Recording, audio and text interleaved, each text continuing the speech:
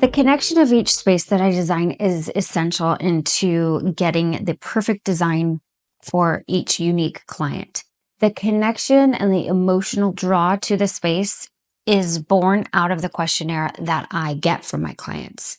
They give me the feedback, and then I will take all of that information and disseminate, understand, process, organize the things in the space, whether it's a kitchen or a whole house, to make sure that I'm meeting each and every one of their needs. I start from the present day, take feedback of how they lived before. Sometimes people are moving into a house, sometimes they are redesigning an existing space.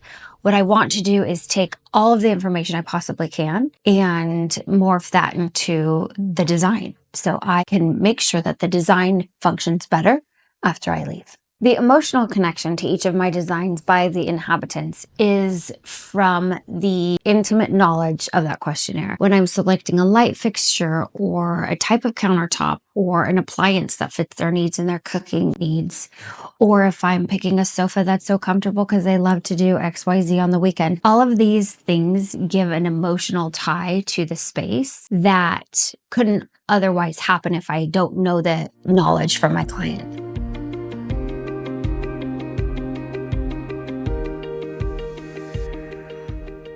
The style of working with clients that I've honed over years is personality driven. So as I move through the process, after reading the questionnaire, of course, I know them in a way from, black and white piece of paper.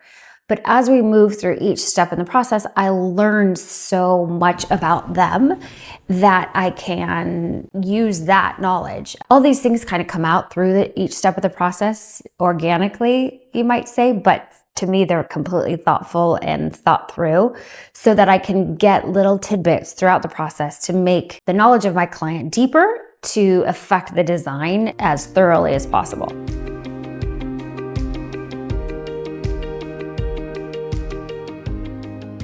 The nuances of the family dynamic, whether they have younger children in the toddler years all the way up through, empty nesting. There are so many different life stages in one home that I try to be very cognizant, knowing that, okay, at this stage, this is what's going to happen. At this stage, this is what's going to happen.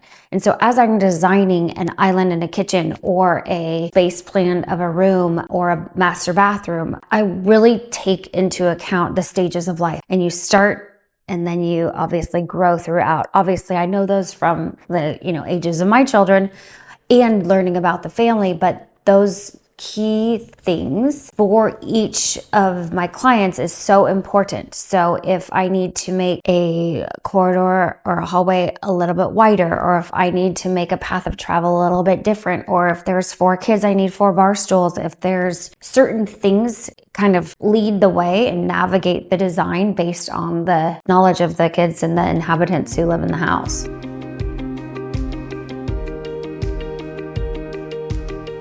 So each house that I design, no matter if I'm consulting with a client or it's a full-blown concept to completion, I am telling its story of the inhabitants, how they live, how they work, how they play in the space.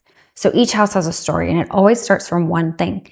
When I first walked into this kitchen, it was in between 2 large walls. And now it's the thoroughfare to the whole entire house. It's centrally located and it's the heart of the home. So opening up all of the walls was really important for my client to know that she could see everything and that the family is bustling and busy, and it's just the perfect spot since there's a lot of time spent in this kitchen.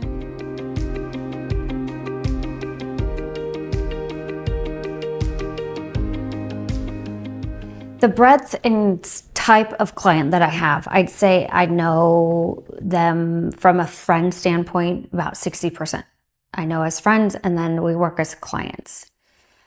So knowing that and knowing their kids and knowing their lifestyle, knowing the geographic area, it really helps me to nail the design. I know what their mornings would look like. All to say, though, that if I meet a client who I've never worked with before and I've gotten a word of mouth referral and they're not in my immediate vicinity, the questionnaire really helps me to understand who they are and how they'll feel and live and work in the space. But I actually will come and shadow them. I did one home with a child who had special needs. And so I spent an afternoon really understanding and getting to know him and figuring out how he moves through their space in his wheelchair and how important it is for different landing areas and drop zones and things like that. I'm very adept at understanding the human element. I don't think a lot of people understand that we're not just coming in and making things pretty.